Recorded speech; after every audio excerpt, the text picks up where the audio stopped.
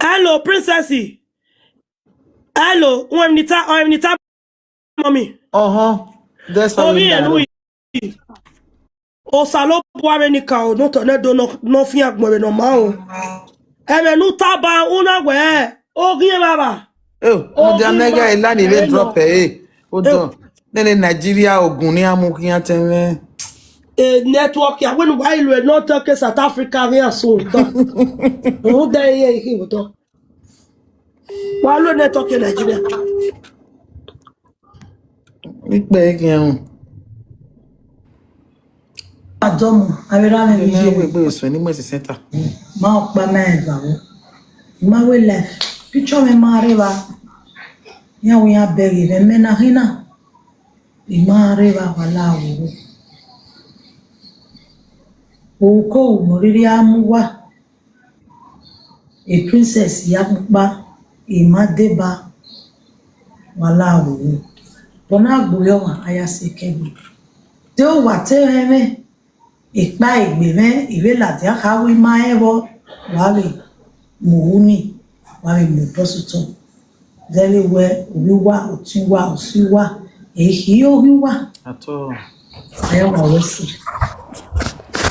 wọ́sì kí Tí tó bí dógún àti ẹ̀rẹ́ kí wọ́n táì kí wọ́n má tó wáyá àmà wáyọ́ pàwọ́ màníwá wáyé váwọ́ màníwá lẹ́nu wáyá síríòsì èyí náà dùn ó wà á mìíràn síríòsì wà nípa èmi afẹ́fẹ́ ni wà gbọ́àlọ̀ arékèlú wà jẹ́ ní tó bí a sọ wà gbọ́ èyí wó sọ wà gbọ́ èmi àmì sọ wà gbọ́ èyí sẹ́ka sọ wà gbọ́ èyí sọ wà gbọ́ ẹ má tó wà gbẹ́rẹ́ gbó wà báyìí òkèlè gbó wà báyìí wáyà wà wọ́ sí. Thank you very much. Please share as you see this message. Oko na we mi oja o ko wo ke yan ya gba le I don't know anything about life. Louis. Oba Atope. He said Wese Louis. Hello, na ya ti contribute to you. Ya gwa. Gwaje. Oho na no gwa eto mare wa ma show efese. Iga no de ni we de na ya ne emomisonia ya account number wo hu onire. Iyo bi our donate we yan wa donate go ni for men say 5 minutes. Iyore na tie president ide o no iwo ho na ya mure the same woman gi like the platform no na gwan kam iya pupa na gi ro na ata mewe I mata ma we no de the live video we no iga owa gi tie aware US owa na ta mewe when ijore ya mu ho na ladian no do we video no we na dia ni net e bo better me solution ugwe bani on binyeta wogi drive vire onata we go we ya pupa na ke drive bunye dena we no ya beg obun ya je location on here mama princess yakuka Olaje wogi jore Tina na we ego o wa gege nene mi ya sunu binyegi mi video ni jodo ya bule yona ri nyari o wa ona mu nyari o wa ge ni jona kwete not be she dey talk there yesterday. Ona de start ni yen ga when ona e to niye we niye niye ya gbe niye wa yin one by one that dey go iwe to niye ya donate na yen na drive ya die ba ona to na show face in the television or show face we know them Why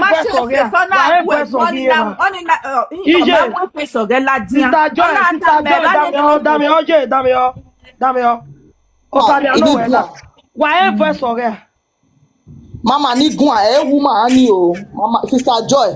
Woman ni o ma we no. Yakupa yi drive iseva. Ogi drive iseva ni. Ona agwe Juliet gun awe bi atama we wo am favor.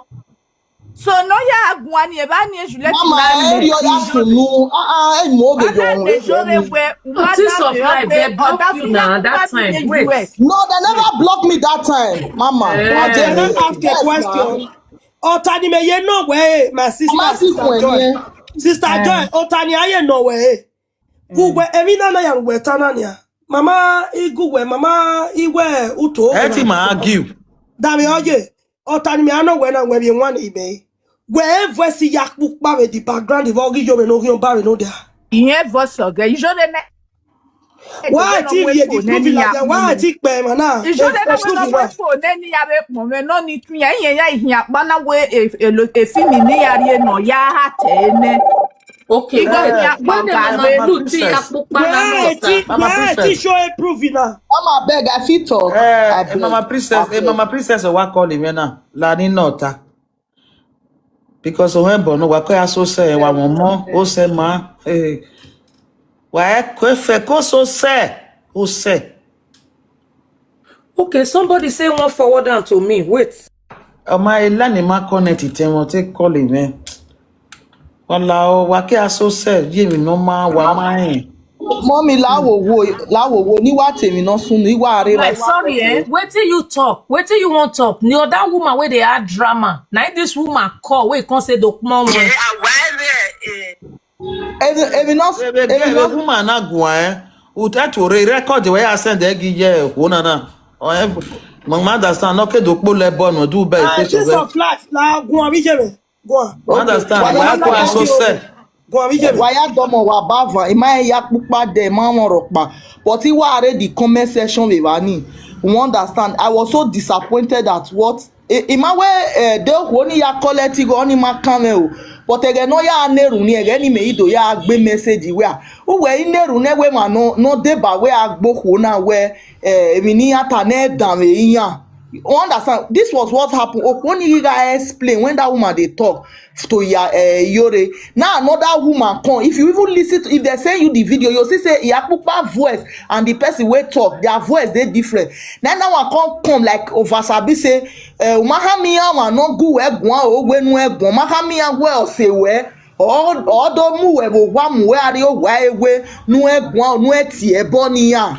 You understand? A lady in Nado, a one sister Juliet in Nado, one way, yes, so or seeing or what do you want to win or the phone railway both safe. Eh, nega, one. One understand one or the phone railway bonnie do muye when you had one year that they bina. One understand ye mo yo yana ya hariye mi wo wa yana we no ne no man ni wo we no dear video. Iyapupare wa ni oni ware keno na wa ate drama na even we agwa lewe no ya take gwa. Excuse of life, stop for there, no verse. Okay. You know say the time where they take talk say make she not talk. She can't call person. The person can't talk say no go official face. You remember that place? I don't know whether he later call am but the time when they talk ona wo worry buy other driver na ona we ona do ti oku no pa no ate drama. Only na do show a face, not pan or on a mobile ATG. The honor do tear your hand, pan when on it more. Again, here block, again, no. But I hope you get it. First, Yakuba wa home, not be she fair talk, not be the woman, she not even talk. He said they had drama for that side, the woman, no, he not dead there. I don't know whether I go later come but already sister Joy what taban nowhere or when you got the well ma show you no not be so. No I'm not sure say Yakpupa but a Joy matter with Yakpupa gwan. Now wow I not can understand again. Oh anyway what me mana if you do my yaki wa gumeta mo no sunu. When we are tired na imabela. Even ni me wa fi wa sunu we ya tired na. Juliet, oh ye Yakupa, Yazere, ye where, Yakupa, even those, you don't you moto muye will when he has the year, any Yakupa that way. Also, in a way, voice or get Latin, huh? Because I think Yakupa, Yakupa, only Maria, Yakupa, or Guayo, Sister Ivie, the Juliet Mate here tell me Yakupa. A woman in no guani. One that saw what do tell we nona me donate go ne the lady ni Ona what they do tell we mave tell mo say when you wear you tell we no rovia or no we niti one you do mu on your even tell any your and then no ya tell say wa the video a face Juliet now what do change like she was not like feeling as if one ungrateful person no woman appreciate e no do mu wa eri oya so Ebani ni ya pupa ya la dia we.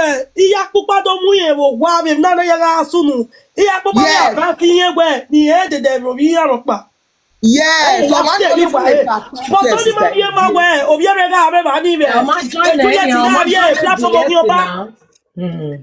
Mama, what drive ire? Oya mo story ni yen. Ora ere ni ya gu Juliet gwa. O mi te Sister for Joy, hold on. mi. We can what's any yakpupa mana stop Juliet wo yan ba wan na kin that is what Mi Juliet yen gwa we yan ga gu egun mute. Even e ko gu ganga life for Juliet ni we ni ya gu egun. Yan gu egun on mute. Segbe ave di producer ave ni ya re ba ni oju nu kan ya yan na o ni ya ne ya ladian ni adopon yan we se.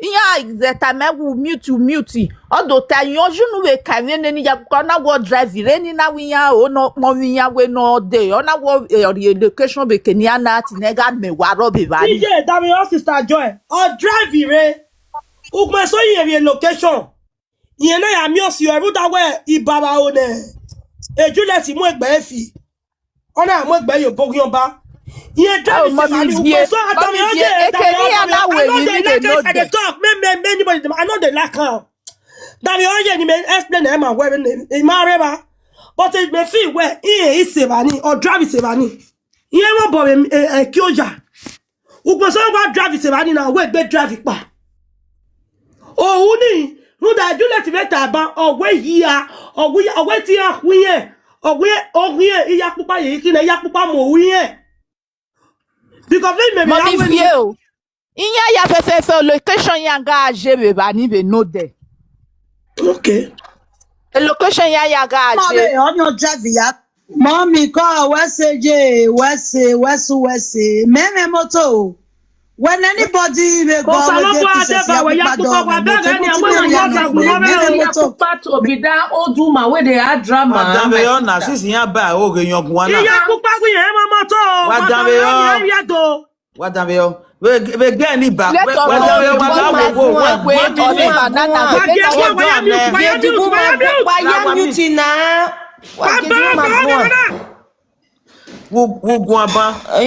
continue. ya pupa gun Iga record e gyoko ni mi ya fenu ga ata wa ke aso se understand wa ga ri bogbo ina record e gi e mi ya fenu ta na be pegu e na no we di yen moto a ama ni arule ade why down we audio no be pegu de mi ya fenu be ta ibe record ni abi ni po wo kere no record si record ya da be oge o mommy yen na everybody ya pupa la gele everybody odo se na gun yen moto yen na gele everybody e je do wa video Juliet mo gbe na we Juliet e la ke ni eje me we no di oge princess he said that he we no di oge princess no those no he screenshot e gi e bi mereba because make ve na ato Mommy, sure, sure. He said the egg. I'm not sure saying that woman they mistakenly how. Me send the egg, me send the egg, sure egg. Oh yeah, wa dami wa get on that straight. Oh we ene moto. Wa dami on the gbe, we ene moto. I will not know what the that means this of life is right. Mommy call wese meme moto. When anybody we go with the princess yapupa do me moto meri anok be meme moto me no go drive osimabe on your drive ya ba ya meme moto ma wa talk be kuma ka mo ku oni ora no tagele no me fi moto o me drive arieva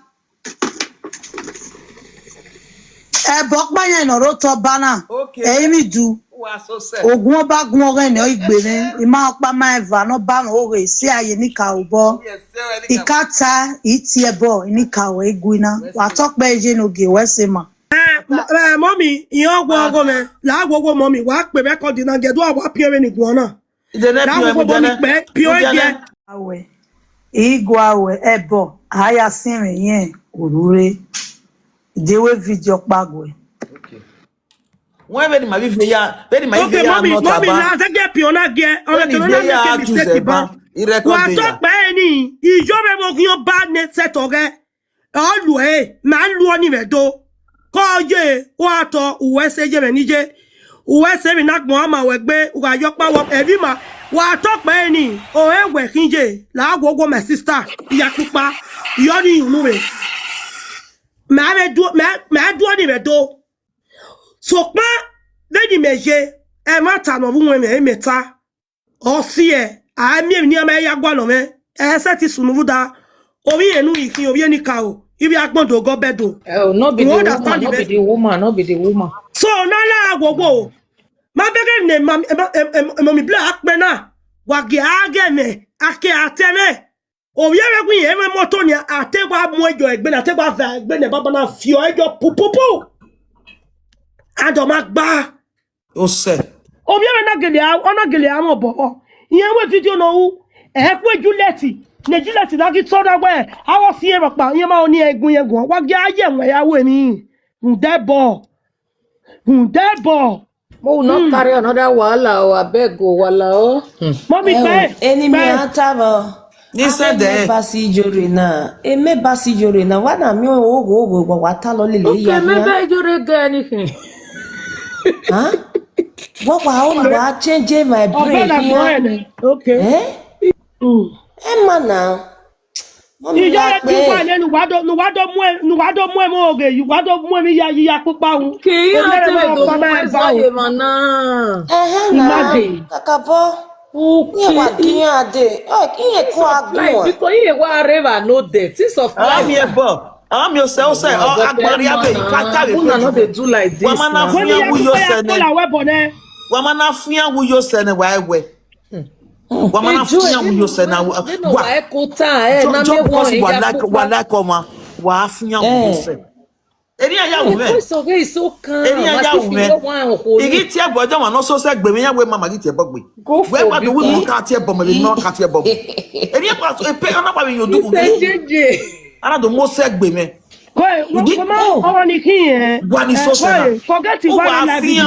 O said was it. Emani gelebege. You go. Oh boy, I don't just talk because I want to talk. That's one thing people don't really know about me. I talk. Many times, we get any more any day, but enough for enough. Go stop. A voice for God, do you approve? Wherever so get a video ni. Iman let them yoja Mommy pe ki anun. Iman let them yoja. The last one po we send over egun me. Wo ma send it. Okay. The last one po bi ere. One video enu baba ya agun am. We ni ma bi vie ya no ko nita why ti fe bo. O when yi wa record ya. E bi ya fe ro ko nita. He record there because why? Why na the so se na di kin aju wa me. Why we me ne. Wamana lose mo yo sene wa ewe. Abiju wo makambo na ti o se. Imagine we do to already. Wamana na ti o se. Iya pupa ita ba wi yen me moto ama we wa wi yen fi abi ba ni. No, sorry. Ata do to me. I pop your we yo believe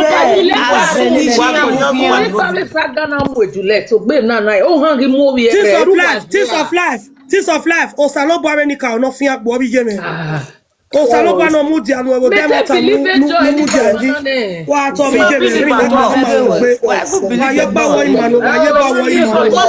Mama la wa gbe je mama ivie. E no se ni mana believe ore mama princess na mi yan no de. E ma me na do de kun emi no ko ni. E ma na mi division, e ma na mi ko no ni no. E clad not mom Iyore. Oni gin e na mo ke mama princess. Mo beg no de page mama princess. E mo gba na so o ko ni no gbe culture. Wa mi face again ma on de e gangi no ga ata ma wesi. E princess ma riba. E won wa na so no de na me ref YP. Eni wa oni asi ya pupa fi gbe me na. Ya pupa ma riba ni. Okay mama princess o wa me na ga no de. Wa ga pe Ana kina aro toto na ada la duku na. Ana drop in na mani mo na do mi ya pupa na ohun ado gene ya ma wi yen me moto. E kinga on mute. Ah damanu kin. On a platform na we pasha. Wa wa platform bi e kan wa na do e ki bi e kan wa. E TikTok of Iyore. Do e ma na ya gubi you all. Don't join me. Ina do linya bo wo na do ga na linya na loge de na lo wo na ga. E me na we live ever. Mama Ibiana very ma. Nyawo gonu gwe leda nia. Iyore So ba wala wa ji me wa le right. Eri ya yimele ba princess. Eri ya yimele ba. Egbe ko Ina be. do mo ye ovu esu. Wa kegbe ni me ya kesi, what's the matter here? Why gata ogwe ibia. Yo si mi obo mama, yo si mi obo. Ogwe so tell your day work your work finish, you know me wa ya winner. Ma blame mo gba. Let's say thank you for this gift. Iyore he Juliet si yan mami o. O me ri ene. Wa ya sha. Wa mudi ikonpa. Tete Juliet wa re konpa ma woman na eni egede. Agbon ya lo Iyore kia. Iye wa oni ado si oni oku na. Emi no ni ki Iyore propose we. Hey, princess, no, oma we eme moto. Maybe you do gain oge isagana ya vukepe. This one si no ha. We eme moto. Ake we yo bona. Ye ma moto banana. No me na. Juliet mana ye gbese. Iya pupa imoto ge do ya ni adole yo. I support you. When people tell you adole yo also a few woman or sioba or sin.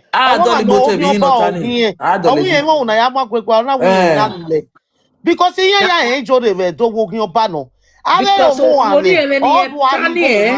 Meto bien, I get gift for him. 100 euro ni ateri ene Juliet. Yari eni ye 100 euro ate 100 euro. Mama, I 100 euro every month. You do ya doctor. You go to my sister. Where ga go there? Who are they lo etin e gbe. We go to the akia de.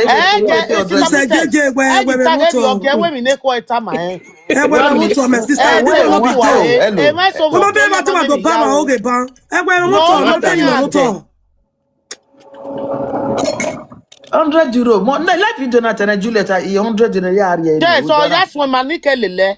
What about the best moto in off the moto? Every no mama, what you baby, Midiana, my I will say, I will 100,000. Okay, 700,000. Yeah, you're here again. We have your spirit meter me many. You're here again in Ayana because a word knowledge is very expensive. Oh, woman or soba seeing. Oh, woman or ba no.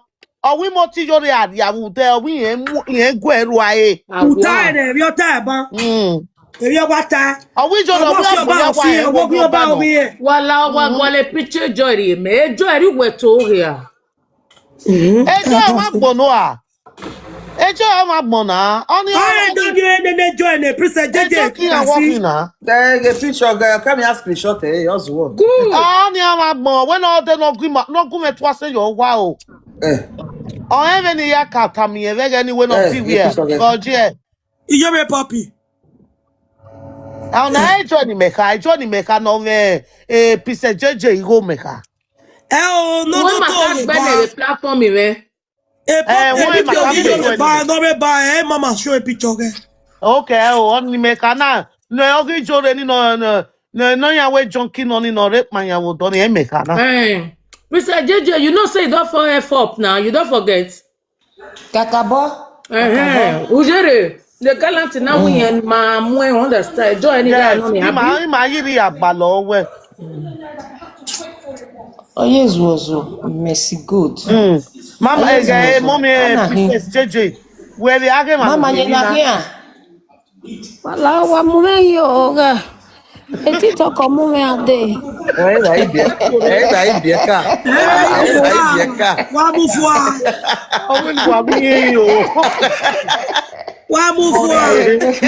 Always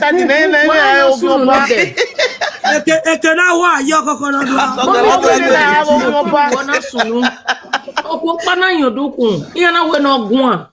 Opo ti ye dogun a. Ogbe ni amu yen Tori. Iyan na we ba nu kian se o mai mi ro. Oh, whatever. I been a party till we are. Oh,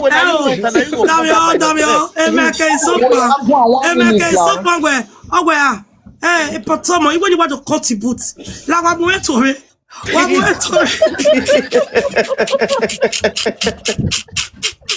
This of life we are one. Awe gbere. Iyo bala wo li we wa ko ni be TikTok ya mo me se hiyo wiro ni go Where my love, amata dera me no dame merci ven we wa ya me ba we ata ya wa bu meyo Oh, you my ya gbe. ima we ko ya me kwa ma Ture. Se oh mi je le gwe ture yeah, we teach ta ni ma fi lo be ke da de me le gbo yo ba hun to be mi je me ko me gwa ture nya wa gwe ture. iye na ma yi ma we de Wa gwe ture. Ya Juliet yodugu. mami yo isi megbe beni mana opa mana eva enika o why do so veyo Ni wa se. Bam. Wa do so so be. Joy, everywhere I anyway, we both don't get Why ya zege send a request do imia. Don't send the request. Vamos falar da de West Baba. Yeah, where you feel where you Thank you for the gift. Joy,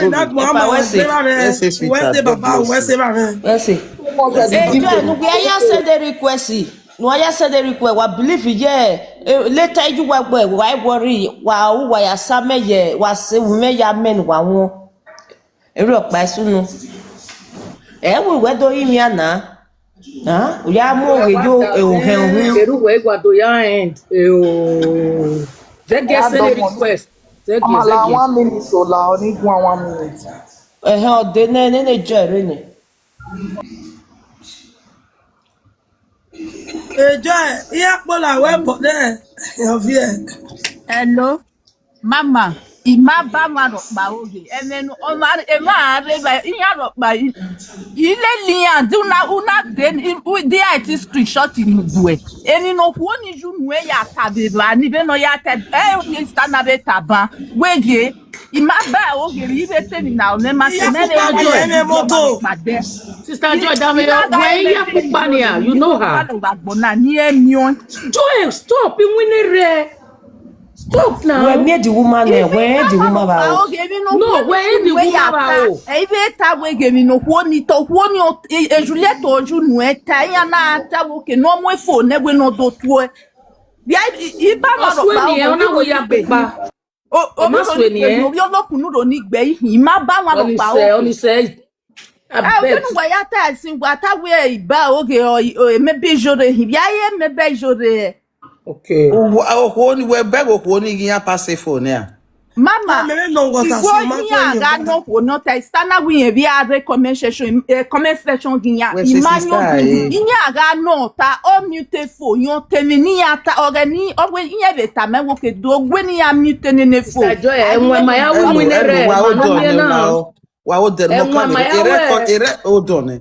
Joy rodu ko record vi lao nigbe send game mama. Hold on. De na re ba ni no da me bo ko ni tabe be no de. Ima e do fi o we ni no ma fi moto ro yan be sunu jo we odoji moto mu yan ari o wa. Maybe o ma be no, maybe e o ko na.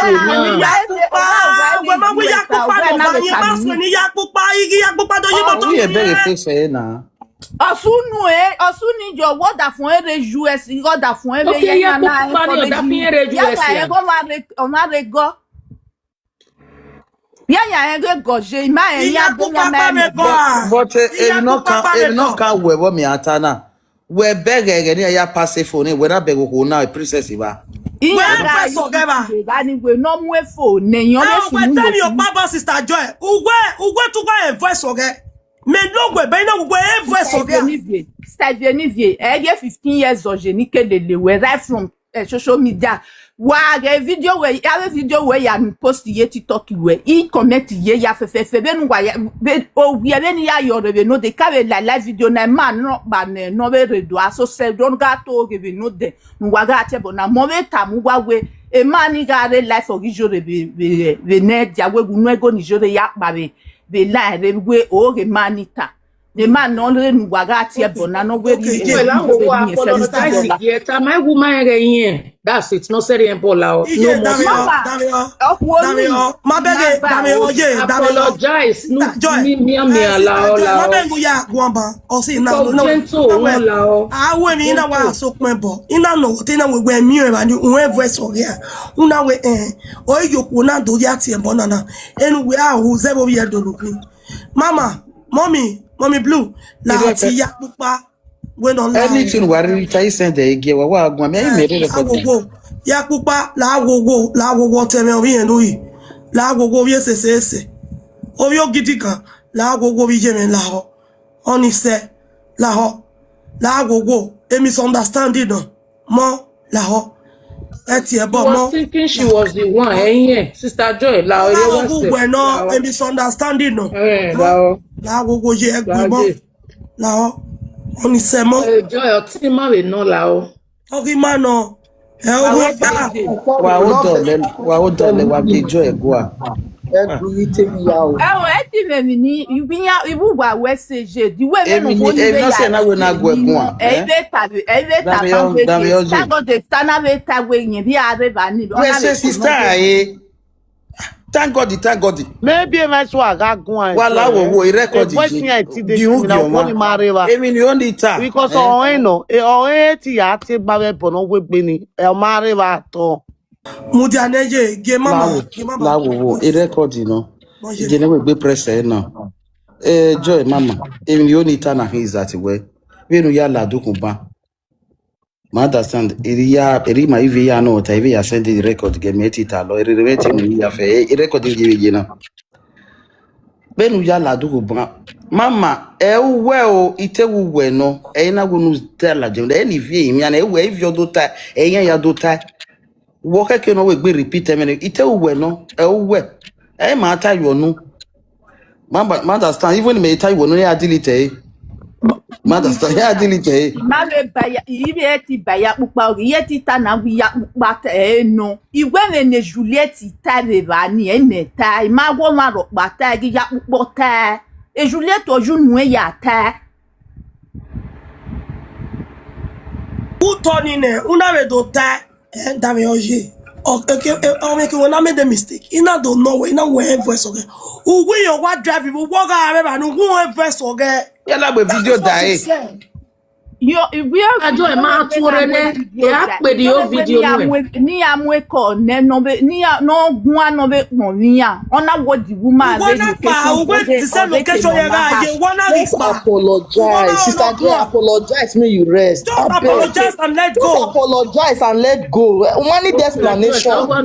No you mo winere la wo when no gbe me na me ne omete bege eta la wo egbi ma ba wo oge la wo jenije la o e na we te bege uta no need na no need ya bege we bege no need no ya bege we na no sister this here oni se na we bege wa bege ba si tu bege na we bege no we bege ba awe no come te papa ni mi afọ we ti te para pro mommy la wagi bege na okoko we mi ya fe emi no ba a fi pe ji e de no fi pe irin mama la oni se ika te mo se na ma wa mo se uvi mano ti mama me ye me e mari pupa igui la wo la we so na it's okay o can accept later ciao we so later o maro de wala ho Mommy Tonya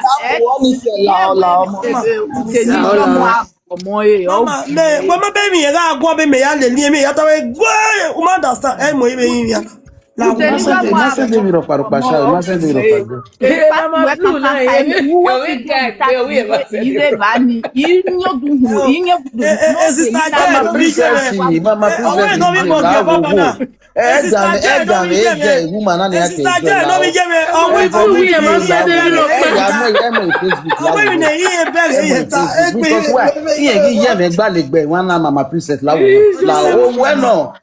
Eki agwa o wore la oje la SND Facebook la wo la Obu kan wo re. Because of the marriage, I no one ma re ba ke no se ni makana e na kina. Ebi no ma wo ya te. Understand? I will not take no here now. You gbe na re la wo yo kan no. O si eni Wa na te be ba na yin la bi wo ge.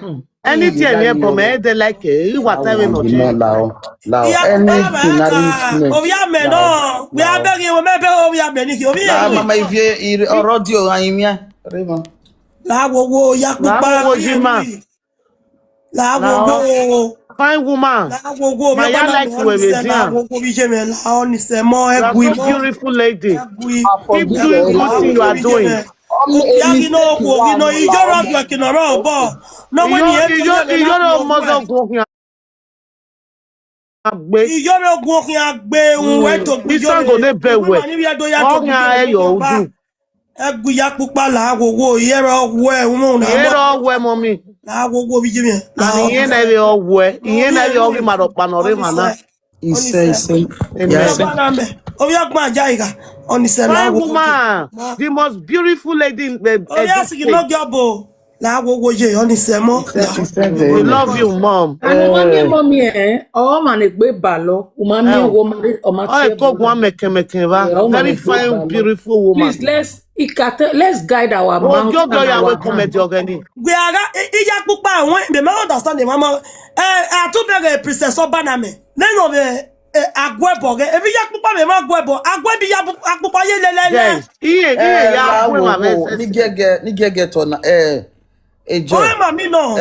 Mama ivie la wo 1 minute. Joy la wo let today be the first and last. Una ya meje ya name na ti o se. Una you na explain ma wa bege we next time we na bege agbo ma wa o fi a o fo a. O se ya no bu. O ga wa we o wa no se yin. Owo we emu yin. Gbera no ja o yin. O sunu da go me. Mami me na se no gia. Me na wa do se ni yi me pelu se ni for 2 years. Ya ho imu ebogbe. Iga oga gele ime no. Cause se no ria mi ya fe we mo ka ti. Mata sano se nya iwe kon imo gogo se. That's why ma wo go me la jaboti ebu ina lerun. We gbe ba lo ma na wa van we mi ni eyan we according to do when body we ma we pe ma we. Enu ya mu eyo egbe ba. Understand? Edowe da won. Please. Give me I like a presenter who Mama make sense. Mama we presenter ni aseto. Wani enemy for life. Wani WhatsApp na. Wese mo. Ama iga we oti o eri ke na mi. Me ma be that way. They know the way we swear. Ije me fa mo uye me ni. Uda oboke bogire ona wa gbo ti o no ga go mo go ona wa gbe ori gbe. Ata me no ade mi gele mi na. Igele bere e mata gele ano. Aja gi ohun. Igele gele gbe me ye me we lare. Aja gi ohun a. Owe ubere owe mi opa owe ayage won owe la jagi o owe ma boke iba le boke pa owe gele we mi na ya tata na owe yagi o iye me we ma le boke pa wala wo wala ho na igba meje na ndise ke bi oda fi o ba ti ege bi ati eyi ọ̀ká gbẹ̀ ni Iyore mú ẹ̀dá gbọ̀ ẹ̀rí à. Ọ̀ká gbọ̀ wà gbé sí kíláàsì ọ̀wà ọgbọ́n ọgbọ́n agbésù ẹ̀. Ọgbọ́n ọgbọ́n agbésù ọgbọ́n agbésù rẹ̀. Iye wà gbé nà. Ẹ̀rí kéré. Àwọn tí Iyore adé fẹ̀ wọ́ àwọn. Àwọn tí Iyore adé fẹ̀ wọ́ àwọn tó àwọn tí Iyore ayọ́dá wẹ̀ àbẹ̀kú ẹ̀yìn mi. Àwọn tí Iyore asúnwù. Okay. Ọgbẹ́ síkìlà lọ́rọ̀ ọgbẹ́. Ọwọ́ Iyore yìí dé ìgbéri àgbọ̀wárí àwẹ̀. Wọ́n di gbọ́ ọgbọ́n ọgbọ́n agbésù ẹ̀. Wọ́n di gbọ́. Ìsìlẹ̀ agbọ́ sí ọ ẹ̀. No matter me Iyore rẹ̀ tó ẹ̀ tọ́ka kábùkà. Mama Blue ìwé ẹ̀dọ̀ rẹ̀ ló sọ pé ìsìlẹ̀ agbọ́ sí ọ ẹ̀ o. Iwi me ize again na we dey o ya mi. Superior ogwo wa mo gbe Iyore si o ri edo no so bo so pe na. Duet ni eni aduet. O we ti Iyore ayu nu we ati we ta bo han yin ne. Ede Juliet have gbe. Ede Juliet have gbe Iyore. Ah, Juliet have to gbejo le o. O wa gbe. And Iyore have a saga Juliet bet. Ije be saga as well na. Iyore mana saga Juliet e si a. Wagumepe kebe wala o madam yo. Okay, pe. Wala o. You be a fool at 50 is a fool forever. Why you forgive me? You go my job bona wo job. Ni me jo ko gwe. What is your way? You try. You don't know what I mean. You don't know what I mean. You want me? Where time na gwaga superior where time eh?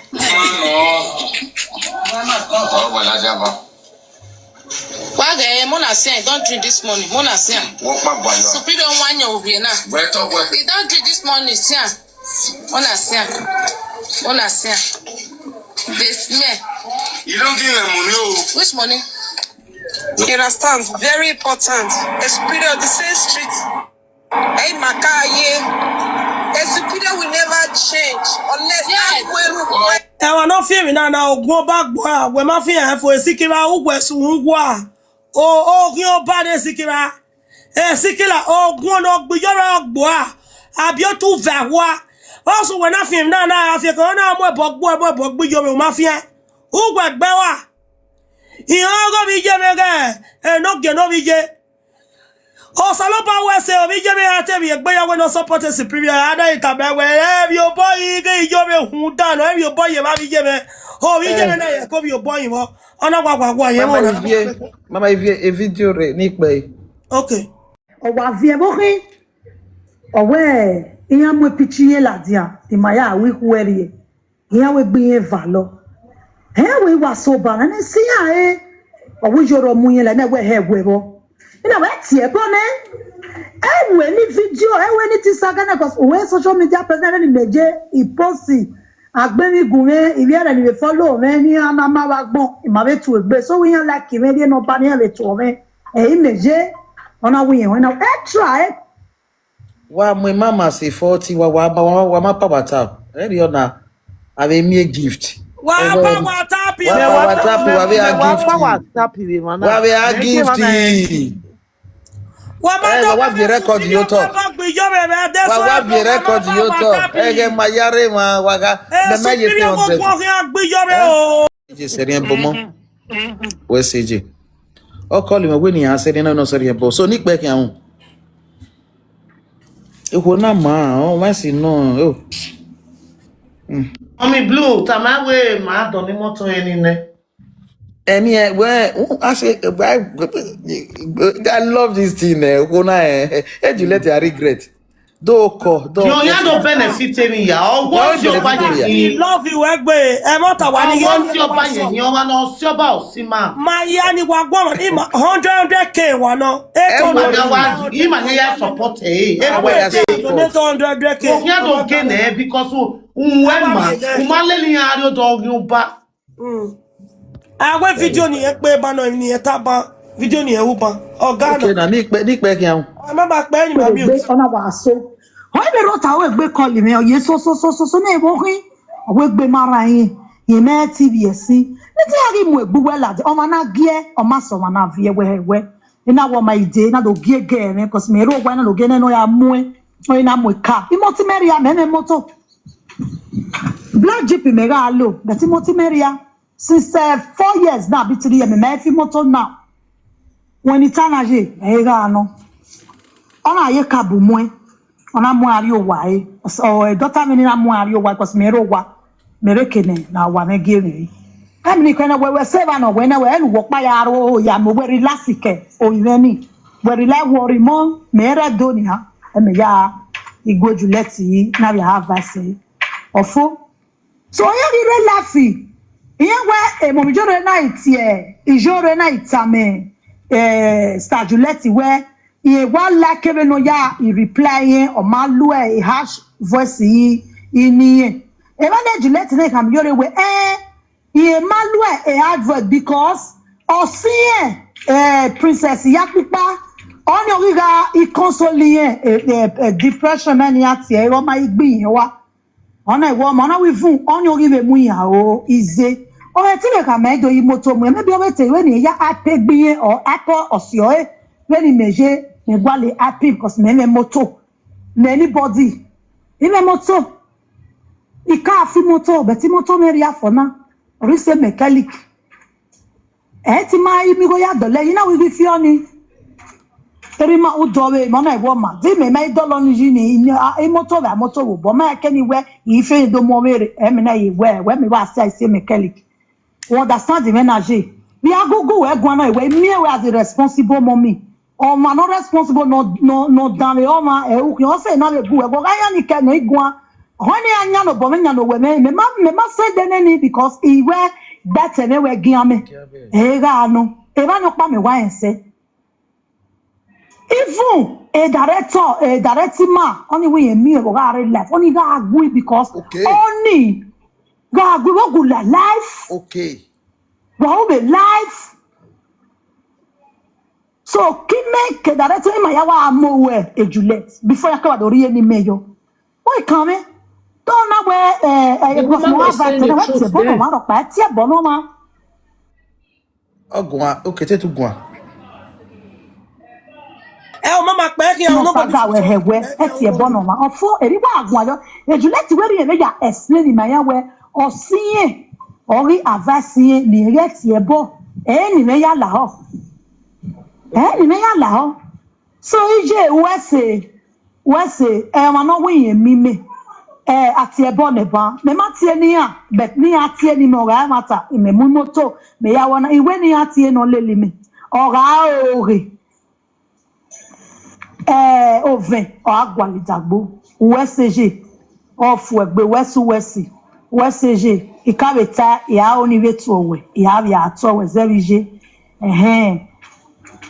no ko je wa tok pe USG ge aso se im na wo ima se emi no ho enu ta gume ka ma go USG we dig work momo e kakabo wo USG kakabo we to ga fo egbe wo USG ko je atok pe ye no gi a beautiful mommy ko je wa tok pe ko na ge wa atok pe ni we no bi eyun nu ere ni magwayo na mu kawita ba ima la ke na ni o gbe ima la ke ato la gbiye o do ba ti e wa atok pe o ma kekan wa o ijoro wa mo na ijoro no ki o pa mo na la social media no pa do gba bi e do yanu ibi e do so ma ki yo ku na to be do but we never say if you need here sorry to cut you short we should stop it we never say if you need here na nu tani e ma ta no ai mo bolu e oba to pe eri o ma de o ma de obajo wa to po ta o ta ma wa to pe ai mo bolu e alu wa to pe no mo ke kan ba to pe ami ijoro do mu ade ijoro do mu like social media do mu like TikTok imeke no na tu no na wu no na yore imeke ti no nya wa to pe bele ni bele ki no wa ise o ma me ma wa to pe de no ya gbo me wo la gbiye o ka me na we won pe wo no we na we ge 1969 a bm ebe nwa wuwe 70 ina do fin na do de by 80 oti me no joni ati o si agberagbere wa to pe o lo e ma lowo ka Iyore wa ga do ya kan Iyore o ka 3 years opa o ibi o ka ya fe wa to pe no ma ri omo no ba yo mama emi joni o be do alu eni ni alu ere ni na sister Iyore sorry mo ya no agari o ba yo ni o ge no me wa be o be do sha emi do la webo o Iyore make like webo yeah agbon ya o bi ka me wa no let us 3 years children dey here o kana work your children dey here mommy you dey mama bolu awe bolu ni no nya wa ena wa to pe o ge ba mo isano ni do le ya ri uji yo ne e mo blue eri na gbo ama we pe pa no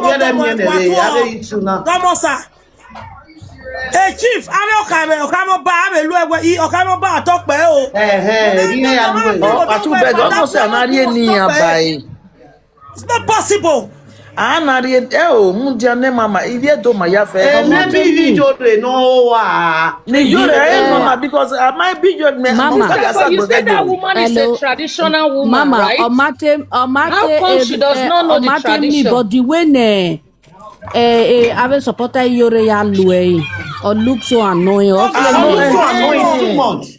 Yes, but I thought me name because again, Eva have neru no when ya wetuga to. Do I have me where it to na wo. I follow the you know, we live video where we are talk by na to and without we never chief you can't greet that greet. Oh yeah, metaba wo teme because yan wa bo wa lo ewoka we the juro even mama give do get do remember memory remember re eniyan ya to give no give I talk about those things e mani elders yan wo boje use Mama eso we egwatuo so elder mo bon because e ram e no wan no yan lo eni ram I no wan wo boje Ori bieka but use or use for a bully. When Iyore na when wachawo yen hin achawo nu we wi. And then me wo madan e no. Iye afka sege e no. E do no mi vie no round in euro. E then e we okay ken mani vie ni do. To for sa ba we say. Baba na. Ikele. If you mo yuru ya we E then no mi vie no round in. Ikele. E then me we Iyore phone ina igbe And the video do a platform in you. My sister, happy no kirano redo no waya good derano me so me whatever we ragwana. Yeah, mama ivie ya try and stop. Wa dia support when ivie time matter no. Ono say na we na analyze it but man ivie don't understand. I kwata we na stop e na lie me away. Wa dia try na stop e. Ya se ti go. Me mai lo what ni. Mo wa me lu eni pia. Lu eni pia. E respect te ya re ni e pia wa lo e na. Wa talk pe sa. Kita mama no kan u. Wa talk pe isida lu e no ti o we enogie. Ra o ka me bebo. Ave that people. Ave no why. Kekele ra mo isa. Alu o aya atu e bebi oni. Me mi wa bi Ya ye not asha ya ko lo wa yo. Obioba itwa o I we ye ra gbona egwa to. I don't even know. Me, I'm very careful with everything. Obioba ni wa use e. Obioba wa do e. Oteme no bia. Bia wa lu e. Oteme no bia. O ka chu wie to ni wa e be no bia je. Owe Obioba. God bless you. Today, eri oteme lu no bia ni wa e owe Obioba ma hi. Wara san be so se fi an me sun argument owe Obioba dan yo. Obioba. It's a respect. It's a respect. Obioba ni den why you me be unu e. Awe I ko bi ba me ko baba Obioba wa to. Mi gbe. Wa ma le oku oba le mi ma ya ko. Oku oba mo pare mi ma.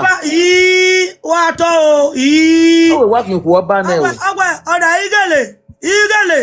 Domo wa to ogwe gwa to. Me mere mi ekedo pe da bi egbeda we wa to pe. Gbogbo aya kale de ko de ya no ku. Ogun la wowo. Itemo na ikan ho ina ya ti ebo. Tene na do serio la wowo. So 7 audio. Ke no ba mo we ke ya ge ya ma o. Gin awe gin awon gin ami ko ni ta ni gin ami wo gin ami ya gin ami seka. Gin ami so wo na wowo ja wa ja to mi ni ja we ni ri ani agba lo besin abogin amo mo ye gin amo mo ta gin ade na bobo gin ade na bon e. Bana okwo ri no we mi no bata na rese onwa ni ya mo ewe gboto Ugbe we ni ri atoba na yo oba bo we ni de ba orin oba wo ba kan onwa ni o se mo to ya ku pado ga ere bo ke bo ya fefe ni do ti o ba to pe ise jaro ayo jaro ayo ya ku pa orí enu ado ga imo se gbose akono ta bebe si a no Mo dia na vie la o don. Message And no na me like that's why we buno ekpere but ben wa leru na I love her. Oh yeah, continue. Mama. So I know mommy. Why gui? When not see any nina ka bori ati yo. Iyore always nani. No ya fiuk be geto. Awe. Iyore no wa mu kele ye uru. Ona ya gbadawi sokoto. Baba sokoto ojo. Ona mu kele yuru ona mu ebe won bora agbe. Everybody ofiawo osunhu ejore yasun Muda yi yo baze boy we na mo bogbe yo be ne yo be kodo so mi down na and again yo be yasun mi me social media since how many years me mi o de ba ya tu egbe yo be isun ne we are one be social media ya fe anybody know yo duku wa talk pe e gi phone ya oni mu wo that is one thing you people don't know. Sister Ivy. No na wa mu wa na oba atokpe otogbe Sister Ivy. Why ya mu wa no ma kekan. Oni ma ye ba we ba ni ye do ni ma ato. I ma ato emi na gbo mama gbe. Ma gugu no wa ma se dey. I ma mu so ni ma o. So pa wa la gugu bi do me. No nya wa mu wa na. Oba atokpe ami eredo. Ọ̀kárọ̀bá àtọ́pẹ́ àmì ẹ̀rẹ̀dó, òwe àtọ́pẹ́ àmì ẹ̀rẹ̀dó, ẹnúgi àtọ́pẹ́ àmì ẹ̀rẹ̀dó. Àyà ẹ̀tú ọmọ ẹ̀ ń hù, ọ̀sí ẹ̀nìmọ̀ nẹ́tọ́ dáwọn hù. Àmì ẹ̀nà tó lásò, lámọ̀gùn, lábàtúẹ̀, lágẹ̀wọ̀n, láhẹ̀, èyí àrọ̀. Ẹ̀wà àtọ́pẹ́ ẹ̀màtú ẹ̀rẹ̀dó, that is not our traditional greetings. Oni ma vie ma gwa ma na iti yadi wa ra ma kaka wa tokpe oni ma vie ba guto wa to ri na gbon ma we gbe oni se wa tokpe ni bo ni ya devo. It's like if people are not understanding, you don't understand where I'm coming from. This is so bad. But this same woman is a traditional woman. Why didn't she know about all this?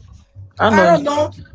Because they are hearing it from social media. What do you But wa ge mommy gwan. Wa talk be now erere ma ye settle.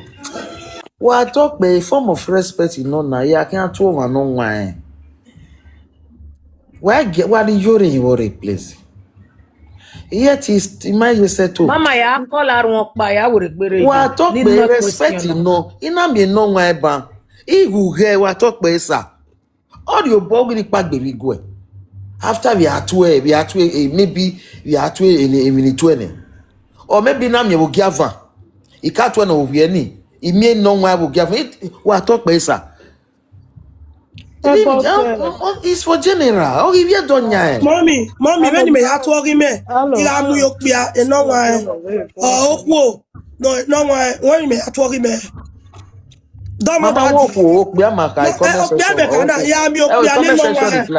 Mommy, ya mi opiane no wa domo daddy domo la daddy ebe igbo daddy kada bupe domo daddy ebe igbo do alebu omo no mo ko mi me domo daddy we say daddy ebe igbo daddy kada bupe e ma di ku otu e kada bupe ebe igbo e wa to baba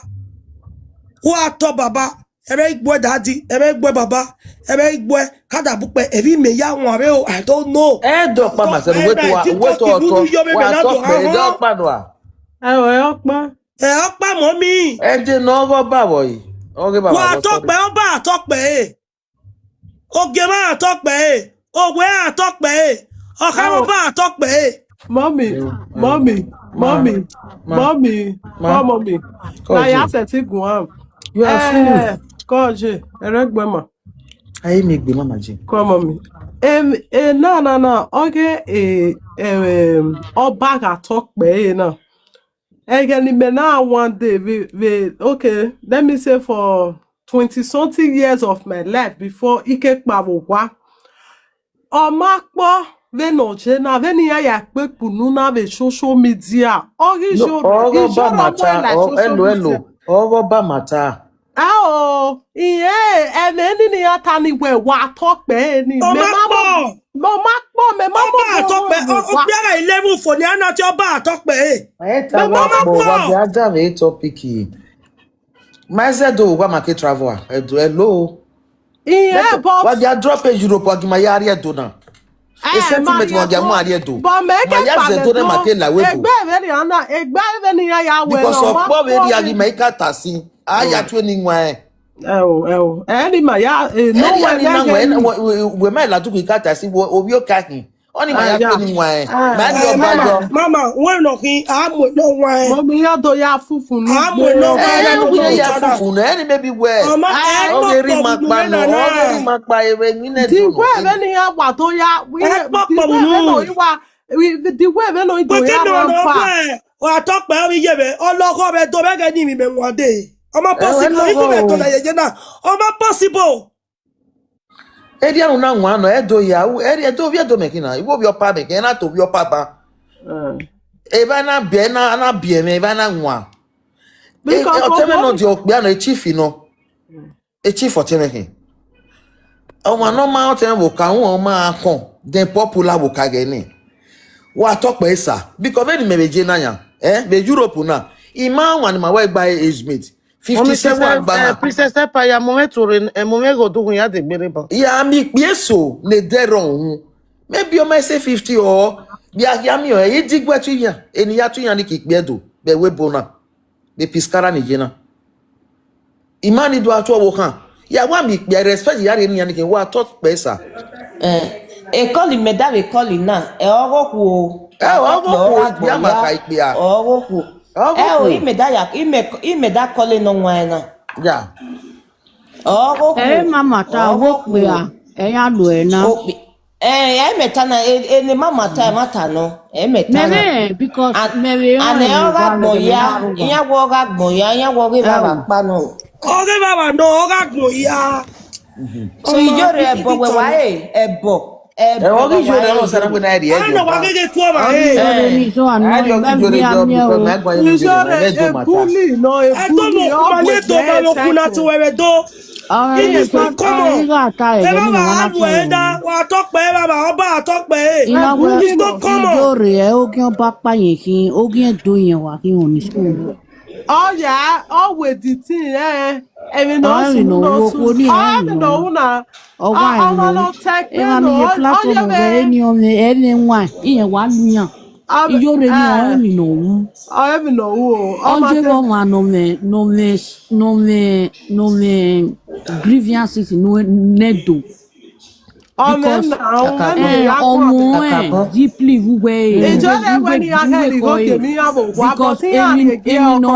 even no mwe diedo Iyore ri oboji o no mulaja se ne boya so on wa very onu uge o me motive Iyore ya we bo no ma call na no na we bo ogi on pa pa yen kin ogi ni gbesa ona de platform Iyore ni memi ebe na usoni afia tekwe muime si agbina ni yan so na do be gbe very ona lati wa keki gun aso wa keki gun aso si ni yan na luyan o ga wa me presenter no gbe ave do entertainer ni yan mami yan gbe wu ni me gun aso aba wo eri sunu wa wo no da ladukun na anakin no mo gbe yo bana la wo mo introduce my brother she's getting bad. La reine dans le bonheur. Hello. Who carry you? Brosi meno. Pa meno. Okay. I mean no you send the request in. Please big this thing mute your side. Let's mute. Let our daddy talk. Let them speak. Pardon. Tu vois yao. Domo daddy loud. Domo sir. Oh yeah now. If Domo daddy. Tu avais ya fait ni ro wana ya fait ko bi oba itu wa ya fait love. Mama Blue, I agree with you. What to wire big choice. Make it what to wire. Domo. Domo sir. Vamos, sir. I say you. Mama, utieme ba we mute you doni ni utieme the yes. We not about we are talking about on issue na okay go ni hiu duku. So we not turning na so that ni answer so that ni finish ni go to you. Okay. If sorry. Wa on we pare ne wa no pata. Daddy o. Emi mama ata we. Owe mana do I go. Hello. Okay, we can mute it panel. Pa we no isadi we no. No. Okay. We no.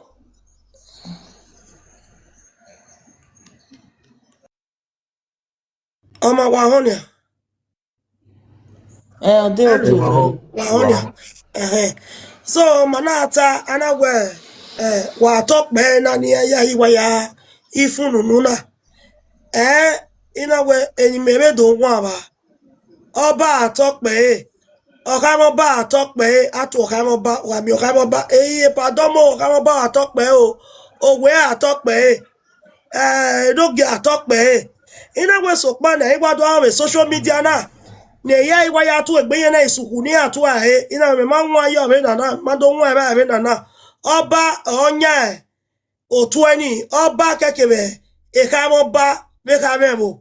Abe ma ni be biye gie wo edo atwe otokpe so ni maga atana we o evie ikpia ya atu egbe e mama na peta we o ikpia ati ya to pe na we oku o ma komo meji me ya iyen ovi oba domo wato I ovi oba amawoku mama Ivie enu keke nu nepa epa doma anya wa tokpe oga gbon ya no abi oga run pa Kinu wawari. Geno na ya trauma even said me made a mistake you ni mana me ka ni awe egwa tuo wrong manik bia ni wata wrong o no bagi hungi na egwa gi ohun a lo language ni ene mama bru ye na ina ga ikwe oka me messenger we egwa ina ana gi mo ari owera igwe egwa tuo ihe aka we oba tuo egwa tuo de ni rairi ihunene o we egwa we so mogun then can deliver the message. That greeting is specifically reserved for our father. Ni maya edo atana egwa tuo egwa nyane o wa nyae egwa ya nyae o wa ni egiungi o egwa tuo egwa oba. Yeah. Then ore wa tokpe is solely reserved for our elders. Any bieka yang my do atwegbi mana is a blessing greeting for elders. Yes, solely reserved for our elders. Aitaba. Solely reserved for our elders. Ina to a pan emi joma pana. Iwe domo sa, wa talk besa. Wa talk besa. Domo enoge, wa talk be enoge. Any mana do tina come on, mana why I feel gay young people. Under 40s way affair, but the soul is like a blessing meant for elders. A prayer. A prayer meant for one not doing well. Not doing well. Ekatama. So neither they or he maropa. Maybe ya giba. Maybe made the mistake where were a guator. No. Mama nya on a guagion or reserve. What talk be? What talk be ni is for everybody. Everybody no. But for elders, any bekan or 10, 15, 20 years ya to be no. But a blessing no, a prayer no. Okay, daddy.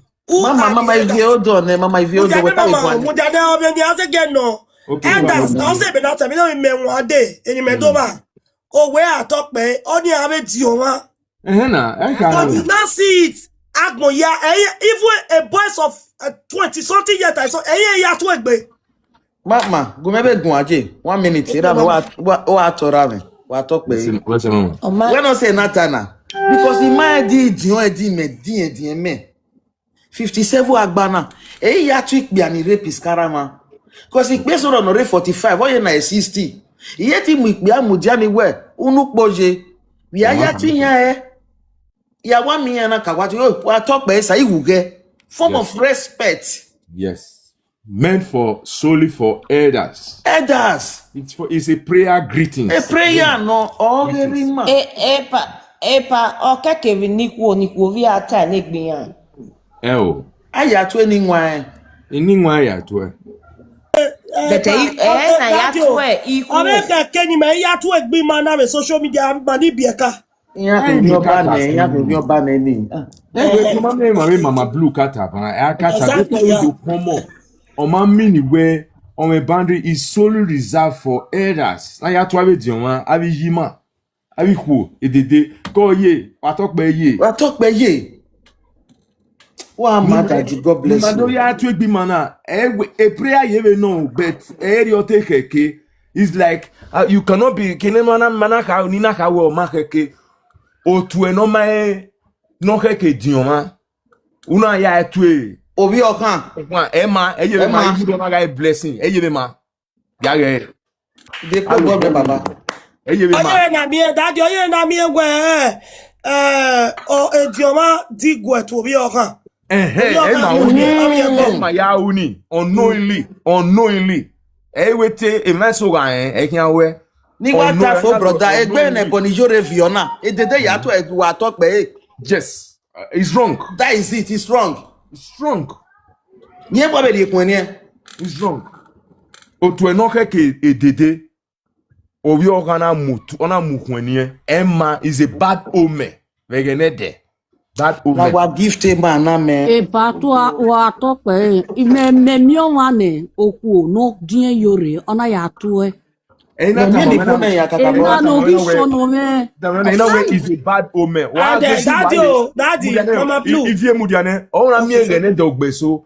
Mana you otwe ya nwani reso. O we la mu baba meka we my serio. Did I manede? Oh, stop we. Eto mo we no, you may say that. Me wata be page me. Oh, when stop, you may say that greeting. You may soup boni. Then manai what do I wear na? Why don't see Mama Blue? Why don't see no. I don't want to hear it. The social media. Just to spite on their doors. No, your body. Only want to hear go. The thing they I don't know.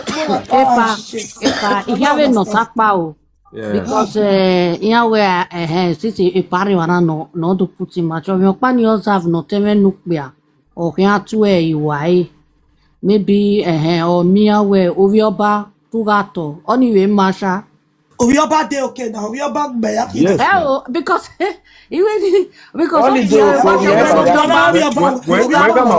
when come away no ya mean my ovioba my yahin yes. No ya tama ewo viedo owi oba obi se okun ni baby ya ka wo obi se okun ni baby so no matter when my mi atita nede de man orowo owe egwe na wa we mani gba mo wata we egwa to egwa gi wo awo ka me we na ita we ka mo pa ko ke no tele ni imeji audio oba agun owe oyinaga o madania we ari owere mama be baba blue oyiye blue ya gun we na iga sevani ni iwe gwa tuo baba iye iri ekun eni egwa gi mere so hun ni me ye gwa ya to egwa gi ogwa wa so bogu spin any man I do why I come on na mani ga ka gwa we egwa to egwa wrong Many a woman, yeah, I talk by, it didn't mean Imani, Bramino. Oh, God, I don't know.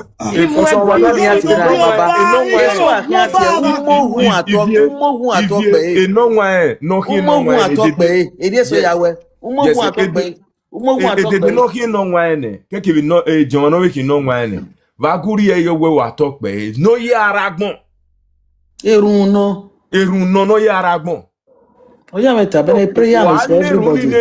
De young again. The way le runi ni ye young. Ye man say no receive that greeting. Mwe go down no ma ve.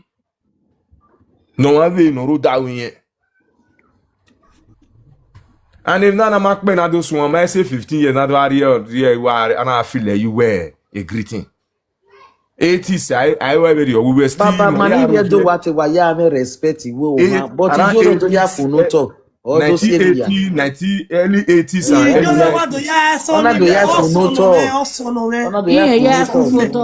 you know what God respect by force. Also no ya jegu avegun no makeke no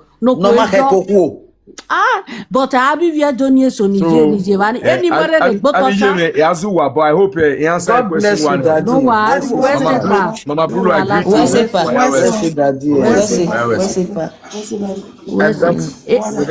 Ye platform I don't follow you. I like your platform ni edi mwere regboto. When oh yes utawa.